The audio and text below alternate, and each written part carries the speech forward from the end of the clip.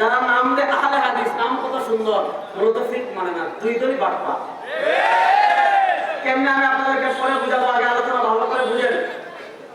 আলোচনা আগে বিশ্বাস করেন আমরা নবীর শাফাআত বিশ্বাস করি কি করি না? আমার নবী বলেন শাফাআতি রাসূলুল্লাহ সাল্লাল্লাহু আলাইহি ওয়াসাল্লামের রওজা, আপনি যখন সালাম দিবেন রাসূলুল্লাহ সাল্লাল্লাহু আলাইহি ওয়াসাল্লামের রওজা, রাসূল কি বলেছেন? মাবাইনা হুজরাতি ওয়া মিনবারি রাউতুম মিন রিয়াদিল জান্নাহ। মদিনায় আমার ঘর আর আমার মিম্বরের মধ্যবর্তী যে জায়গাটা রয়েছে, এই জায়গাটা দুনিয়ার কোনো জায়গা না, এই জায়গাটা জান্নাতের বাগান। একটা জান্নাতের বাগান মদিনায়, আরো কিছু জান্নাতের বাগান দুনিয়াতে তৈরি হয়। ইমাম নিশাপুরী রহমাতুল্লাহ আলাইহি হাদিস শুনেন। ইমাম নিশাপুরী রহমাতুল্লাহ আলাইহি হাদিসের কিতাব লিখেছেন মুস্তাদরাক আলা সহিহাইন। সে কিতাবে 1860 নম্বর হাদিসে তিনি এনেছেন, নবী করিম সাল্লাল্লাহু আলাইহি ওয়াসাল্লাম বলেন, আমার উম্মতের সময় ইদা মারাতুম বিরিয়াদিল জান্নাহ, আপনি পাবনা থেকে ঈশ্বরদী যাচ্ছেন, ঈশ্বরদী থেকে পাবনা যাচ্ছেন, আপনি ওয়াজ মাহফিলে আসছেন শাহপুর, শাহপুর থেকে যাচ্ছেন রূপপুর, রূপপুর থেকে যাচ্ছেন পাবনা। দুনিয়াতে আপনার চলা অবস্থায়, হাঁটা অবস্থায়, আসা অবস্থায়, যাওয়া অবস্থায়, মনোযোগ, দুনিয়াতে আপনার হাঁটা অবস্থায়, হাঁটা অবস্থায়, চলা অবস্থায়, যাওয়া অবস্থায় সরওয়ার দু আলম সাল্লাল্লাহু আলাইহি ওয়াসাল্লাম বলেন, ইদা মারাতুম বিরিয়াদিল জান্নাহ, তুমি কোথাও হাঁটছো, হাঁটার সময় দুনিয়াতে কোন জায়গায় যদি দেখো জান্নাতের বাগান সাজানো, নবী করিম সাল্লাল্লাহু আলাইহি ওয়াসাল্লাম বলেন ফারতাউ, জান্নাতের বাগানে কিছুক্ষণ থামবে। সাহাবায়ে কেরাম রিদওয়ানুল্লাহি আলাইহিম আজমাইন জিজ্ঞেস করেন, ওয়া মা রিয়াদুল জান্নাহ ফিল আরদি ইয়া রাসূলুল্লাহ, আমরা তো জানি দুনিয়াতে জান্নাতের বাগান একটা মদিনায়। সরওয়ার দু আলম বলেছেন, আমার ঘর আর আমার মিম্বরের মধ্যবর্তী জায়গা হলো জান্নাতের বাগান। রাজশাহীতে আমার জান্নাতের বাগান কোনটা? নাটোরে আমার জান্নাতের বাগান কোনটা? পাবনাতে আমার জান্নাতের বাগান কোনটা? আপনার বাংলাদেশে আমার জান্নাতের বাগান কোনটা? সাহাবায়ে কেরাম রিদওয়ানুল্লাহি আলাইহিম আজমাইন জিজ্ঞেস করেন, ওয়া মা রিয়াদুল জান্নাহ ফিল আরদি ইয়া রাসূলুল্লাহ, ওয়া আল্লাহর রাসূল আপনি বলেন। সেন্টু বন্ধ করে, এগুলো আওয়াজ কানে চলে, গরম লাগলে সবার লাগবে, বন্ধ করে, সবগুলো ফ্যান বন্ধ করে। ওয়া মা রিয়াদুল জান্নাহ ফিল আরদি ইয়া রাসূলুল্লাহ, সাহাবায়ে কেরাম রিদওয়ানুল্লাহি আলাইহিম জিজ্ঞেস করেন, ও আল্লাহর হাবিব আপনি বলুন তো দুনিয়াতে আবার জান্নাতের বাগান কোনটা? সরওয়ার দু আলম সাল্লাল্লাহু আলাইহি ওয়াসাল্লাম জবাব দিচ্ছেন, শোনো, হিলাক মানে হালকা, হিলাকুল যিক, আল্লাহর কোন বান্দা জমিনের কোন জায়গায় যদি হালকায় জিকির মানে জিকির করার জন্য হালকা বন্দী হয়ে যায়, তার নিচে সামিয়ানা থাকবে না, তার নিচে দামি কার্পেট থাকবে না, মর্যাদার দিক থেকে আল্লাহ রাব্বুল ইজ্জত ওয়াল জালাল যেখানে জিকিরের মাজলিস হবে ওই জায়গাকে জান্নাতের বাগান বানিয়ে দেন। আল্লাহ কি করেন? জান্নাতের বাগান। তো মদিনায় যে জান্নাতের বাগান আছে, আপনি যখন সেই জান্নাতের বাগানে প্রবেশ করবেন, দেখবেন রাসূল করিম সাল্লাল্লাহু আলাইহি ওয়াসাল্লামের রওজার পাশে একটা হাদিস লেখা আছে, শাফাআতি লি আহলিল কাবাইর মিন উম্মতি, শাফাআতি লি আহলিল কাবাইর মিন উম্মতি। হাবিবে কিবরিয়া বলেন, তুই চিন্তা করিস না, আমার রক্তমাখা ইসলাম তোদের কাছে রেখে যাচ্ছি, আমার তান্ডান শহীদ করা আদর্শ তোদের কাছে রেখে যাচ্ছি। শোন, তোর শয়তানের রক্তের পরিকার সাথে শয়তান আছে, তোর দ্বারা দুনিয়ায় গুনাহ হয়ে যেতে পারে। হাদিসে কিবরিয়ায় রাসূল করিম সাল্লাল্লাহু আলাইহি ওয়াসাল্লাম বলেছেন, ইন্না শাইতানা ইয়াজরি মাজরাদ দাম, দুনিয়াতে শয়তান আমাদের রক্ত কণিকার সাথে প্রবাহিত হয়ে আছে। শয়তানের প্ররোচনা করে আমরা গুনাহ করে ফেলতে পারি, শয়তানের প্ররোচনা করে আমাদের গুনাহ হয়ে যেতে পারে। সওয়ার দু আলম বলেন, শুন, গুনাহ হয়ে যাক ঠিক আছে, তওবা করলে আল্লাহ মাফ করবে, কিন্তু শিরিক করবি না, কুফর করবি না, ঈমানের হেফাজত করবি। যদি ঈমান যাররা পরিমাণ কবরে নিয়ে আসতে পারিস, আমি নবীর সুপারিশ তোর জন্য ওয়াজিব। নবী করিম সাল্লাল্লাহু আলাইহি ওয়াসাল্লামের সুপারিশ আমরা লাভ করতে চাই কি চাই না? কারা কারা চাই?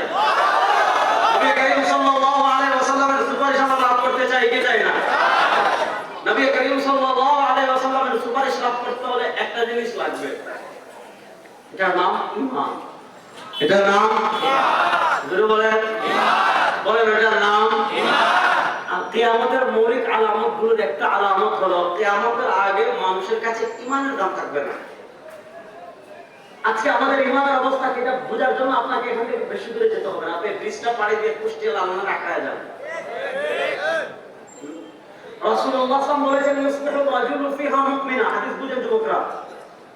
রাসূলুল্লাহ সাল্লাল্লাহু আলাইহি ওয়াসাল্লাম হাদিসে বলেছেন, ইউসবিহু রাজুলু ফিহা মুমিনা ওয়া ইউমসি কাফিরা, মানুষ সকালে থাকবে মুসলমান, বিকেলে কাফের।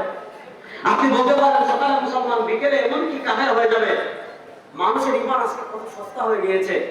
মানুষের ঈমান আজকে কত মূল্যহীন হয়ে গিয়েছে।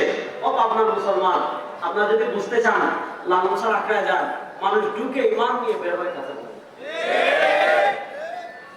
সুতরাং আমাদের ঈমানের কদর করার দরকার আছে না নাই? আল্লাহ এই ফিতনার যুগে আমাদেরকে দুনিয়াতে পাঠিয়েছেন।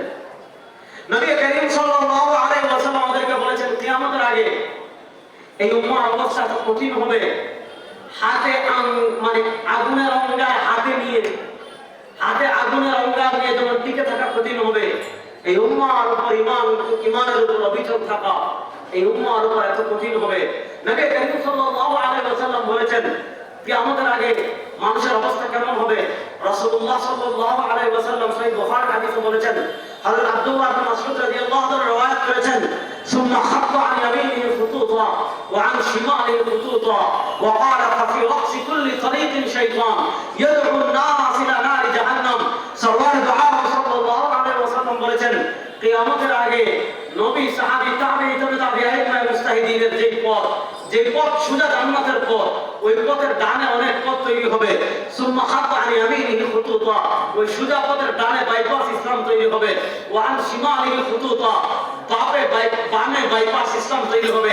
আপনাকে মডার্ন ইসলাম শিখাবে, আপনাকে আধুনিক ইসলাম শিখাবে, আপনাকে বাইপাস ইসলাম শিখাবে, আপনাকে সহজ ইসলাম শিখাবে, যে ইসলামে পর্দা নাই, যে ইসলামে গান বাজনা আছে, যে ইসলামে নারী পুরুষ একসাথে আছে, যে ইসলামে সিনেমা আছে, যে ইসলামে ওইটা আছে। সরওয়ার দু আলম সাল্লাল্লাহু আলাইহি ওয়াসাল্লাম বলেন ডানে বামে অসংখ্য পথ তৈরি হবে। আর কি হবে? ফাফি রাসি কুল্লি তরিকিন শাইতান, প্রত্যেক পথের মাথায় বসে থাকবে একটা শয়তান। ওই শয়তানরা কি করবে? ইয়াদুন নাস ইলা নারি জাহান্নাম, ইয়াদুন নাস ইলা নারি জাহান্নাম।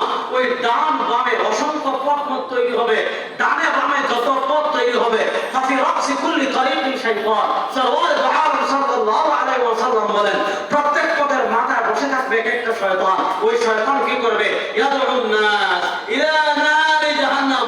আপনাকে বাইপাস ইসলাম শিখাবে, সহজ ইসলাম শিখাবে, আলেম বিমুখ করবে, মনগড়া ইসলাম শিখাবে, চটি বই পড়ে ইসলাম শিখাবে, চটি বই পড়ে শায়ের বই ইসলাম শিখাবে, আর আপনাকে টান দিয়ে ডেকে ডেকে জাহান্নামে নিয়ে যাবে। শুনেন, আমি আপনাদেরকে খুব সহজ করে একটা জিনিস বুঝাই। আমাদের নবী করিম সাল্লাল্লাহু আলাইহি ওয়াসাল্লাম দুনিয়া থেকে বিদায় নিয়েছেন 11 হিজরিতে। কত হিজরিতে? মুখে বলেন। আমি কিন্তু এদিকে প্রথম, আপনারা আমার কথা বুঝতেছেন কিনা আমি বুঝতেছি না। রাসূল করিম সাল্লাল্লাহু আলাইহি ওয়াসাল্লাম দুনিয়া থেকে ইন্তেকাল করেছেন কত হিজরিতে? দেখেন আমার যাহাবি যে শয়তান গোষ্ঠী আছে, এই গোষ্ঠীর সাথে আমাদের যতটা না মাসআলাগত ইখতিলাফ, এর চেয়ে বড় ইখতিলাফ হলো আকীদাগত। দেখেন এই লামাযহাবী গোষ্ঠীর এক শায়খ আছে আব্দুর রাজ্জাক বিন ইউসুফ, আর আরেক শায়খ আছে আকরামুজ্জামান বিন আব্দুস সালাম, যার সাথে আমার সর্ববরাত নিয়ে ডিবেট হয়েছিল, আপনি সাহায্য দিলে পাবেন। কথা শুনেন, এরা কত খারাপ, শুনেন এরা কত গুস্তাখ রাসূলেরা। আমাদের আকীদা হলো নবী করিম সাল্লাল্লাহু আলাইহি ওয়াসাল্লামকে যখন কবর মুবারাকা রওজা মুবারাকা দাফন করা হয়েছে, আল্লাহ রাব্বুল ইজ্জত ওয়াল জালাল তার শরীরে তার প্রাণ ফিরিয়ে দিয়েছেন। আমাদের আকীদা আমাদের নবী কবরে জিন্দা।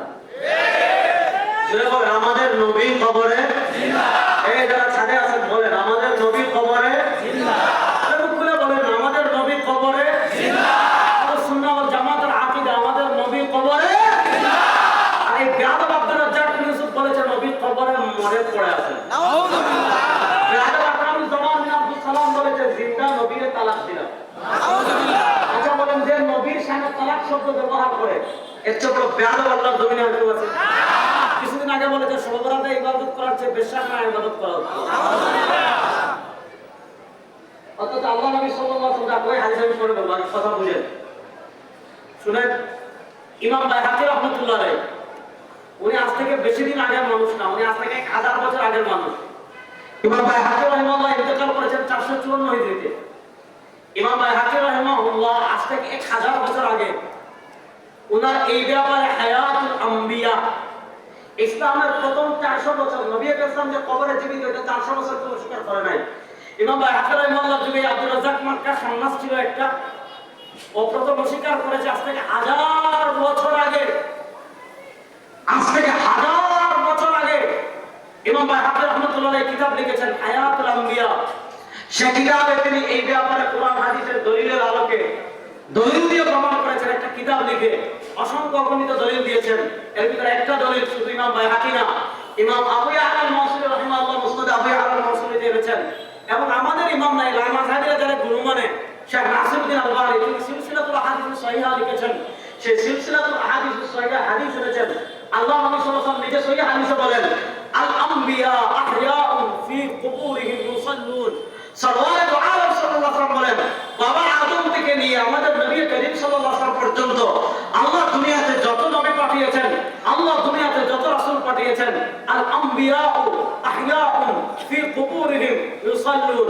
আদম থেকে নিয়ে আমাদের নবী পর্যন্ত আল্লাহ দুনিয়াতে যত নবী পাঠিয়েছেন, আহয়াউন তারা জীবিত, ফি কুবুরিহিম তাদের কবরে কি করছেন? ইউসাল্লুন তারা নামাজ পড়ছেন। তারা বলে নবীগণ কবরে জিন্দা না মুর্দা? জিন্দা। জোরে বলে জিন্দা। যাক, সুতরাং এরা হলো একটা বেয়াদব। বুঝেন, আমাদের নবী করিম সাল্লাল্লাহু আলাইহি ওয়াসাল্লাম দুনিয়া থেকে বিদায় নিয়েছেন 11 হিজরিতে। আল্লাহ আজ থেকে 1100 বছর আগে আয়াত নাযিল করেছেন, 1400 বছর আগে। 1100 না, আল্লাহ আজ থেকে 1434 বছর আগে আয়াত দিয়েছেন, আল-ইয়াওমা আকমালতু লাকুম দীনাকুম ওয়া আতমামতু আলাইকুম নি'মাতি ওয়া রাদিতু লাকুমুল ইসলাম দীনা। আল্লাহ দ্বীনকে পরিপূর্ণ করেছেন আজ থেকে 1445 বছর আগে। ও বাংলার মুসলমান, আমি আপনাদের কাছে জানতে চাই, কোরআন পরিপূর্ণ হওয়ার 1445 বছর হয়ে গিয়া, দ্বীন শরীয়ত পরিপূর্ণ হওয়ার 1445 বছর হয়ে গিয়েছে। সরওয়ারে দু আলম সাল্লাল্লাহু আলাইহি ওয়াসাল্লাম দুনিয়া থেকে বিদায় নেওয়ার 1434 বছর হয়ে গিয়েছে। প্রশ্ন হলো, এই 1400 বছরের ইতিহাস পাড়ি দিয়ে কোরআন আপনার কাছে কিভাবে এসেছে? ফেসবুকের মাধ্যমে না, ইউটিউবের মাধ্যমে না, গুগল